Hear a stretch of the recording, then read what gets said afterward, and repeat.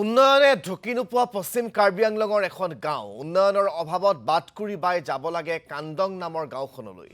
খৰালি কালত গাঁওখনৰ পৰা কেঁচা পথেৰে যাত্ৰী ছাত্ৰ ছাত্ৰী ৰোগী আদি কঢ়িয়াবলৈ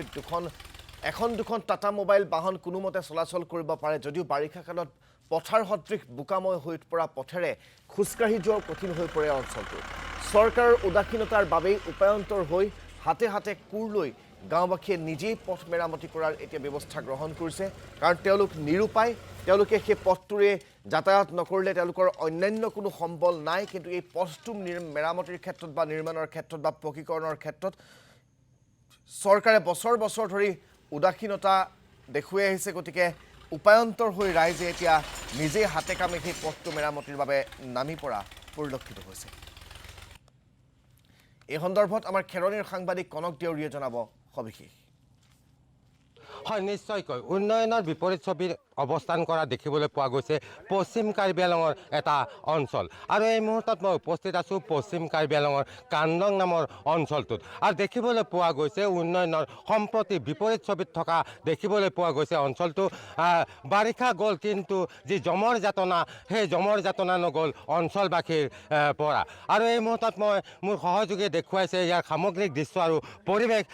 এনেদৰে দেখিবলৈ পোৱা গৈছে যি কান্দং অঞ্চল আছে এই কান্দং অঞ্চলৰ যি গাঁওবাসী এই গাঁওবাসী আচলতে এনেদৰে ওলাই আহি আজি যি জমৰ যাতনা বাৰিষা কালত আচলতে একাঠু পৰ্যন্ত যি বোকাময় হোৱাৰ বিপৰীতে খৰালি কালত আচলতে ধূলিময় হয় এই অঞ্চলটো যাৰ পৰিপ্ৰেক্ষিতত আচলতে জমৰ যাতনা ভুগিবলগীয়া হয় অঞ্চলটোৰ অঞ্চলবাসীয়ে যাৰ পৰিপ্ৰেক্ষিতত শেহতীয়াকৈ যি জনপ্ৰতিনিধি হওক বা চৰকাৰ হওক কাৰোলৈকে বাট নাচায় আচলতে এনেদৰে সকলোৱে নিজৰ ঘৰ এৰি হাতে হাতে কোৰ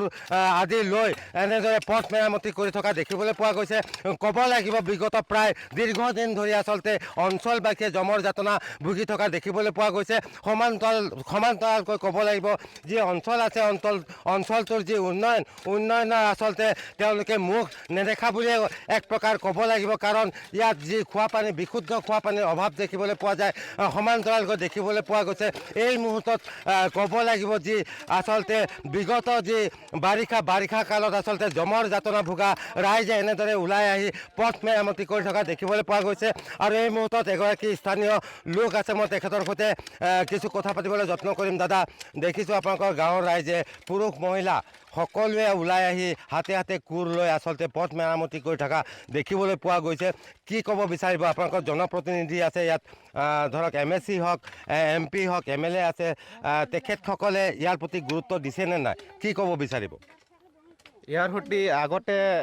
এদিন আগতে ইলেকশ্যনৰ সময়ত আহে তেতিয়া ৰাস্তাটো বনাম বুলি কৈ আকৌ ফাৰ্ষ্ট যেতিয়া আহিছিলে তেতিয়াও এইটো ৰাবিত পেলাই দিছিলে তাৰপিছত যোৱা ইলেকশ্যনতো আহিছিলে তেতিয়া সেইটো সময়ত মানে ৰাস্তাটো বনোৱা কথাটো কোৱা নাই কাৰণ তেতিয়া কৈছিলে মানে ইলেকশ্যনটো খালি তেহেঁতক জিকাব লাগে সেইটোৱে মানে ৰাস্তাটোৰ কথা একো নকয় আৰু আজি আমি দেখিছে আমি গোটেই ৰাইজে গাঁও ওলাই আহি পেলাই নিজে ৰাস্তাটো বনাবলগীয়া হৈ গৈছে মানে তেতিয়া সেইটো কিবা আমি ভাবিছোঁ যে চৰকাৰে কিবা সহায় এটা যদি কৰে ৰাস্তাটো যদি আমাক যদি ভাল কৰি দিয়ে তেতিয়া আমি বজাৰত ধৰি লওক শাক পাচলি তেনেকৈ কিছুমান খাবলৈ নাপায় ন সেইটো সৈতে আমি মানে বিক্ৰী কৰি খাব পাৰে সেইটো কাৰণে চৰকাৰলৈ আমি অনুৰোধ কৰিছোঁ হয় নিশ্চয়কৈ ক'ব লাগিব আচলতে অঞ্চলটোৰ যি কৃষিজীৱী লোক আছে তেখেতসকলে আচলতে অনুৰোধ জনাইছে বা আহ্বান জনাইছে চৰকাৰখনে যাতে গুৰুত্ব আৰোপ কৰি আচলতে যি পথ মেৰামতি আছে এই পথ মেৰামতিৰ কাম তেওঁলোকে কৰি দিয়ে তাৰ বাবে অনুৰোধ জনাইছে এই মুহূৰ্তত আন এগৰাকী লোক আছে মই তেখেতৰ সৈতেও কিছু কথা পাতিবলৈ যত্ন কৰিম দাদা দেখিছোঁ আপুনি এইটো পথেৰে প্ৰায় অহা যোৱা কৰিবলগীয়া সদায় নিতৈ বুলি ক'ব লাগিব কাৰণ আপুনি এজন শিক্ষক বুলি আমি জানো কি ক'ব বিচাৰিব আচলতে কেনেকুৱা ধৰণৰ ৰাইজে দুৰ্ভোগ ভুগিবলগীয়া হয় পথটোৰ বাবে একচুৱেলি ছাৰ মইতো ডেইলি ৰাতিপুৱা 8:30 সময়তে পাৰ হওঁ আৰু আবেলি 2:30 মই ইয়াৰ পৰা ৰিটাৰ্ণ হওঁ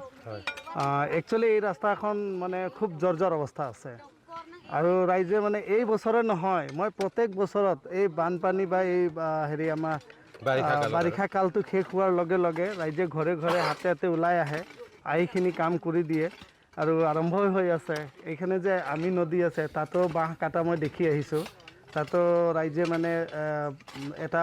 বাঁহৰ দলং এটা সাজিবলৈ গৈ আছে গতিকে ৰাইজৰ ইমান আগ্ৰহ চাইখিনি বহুত ধুনীয়া লাগিছে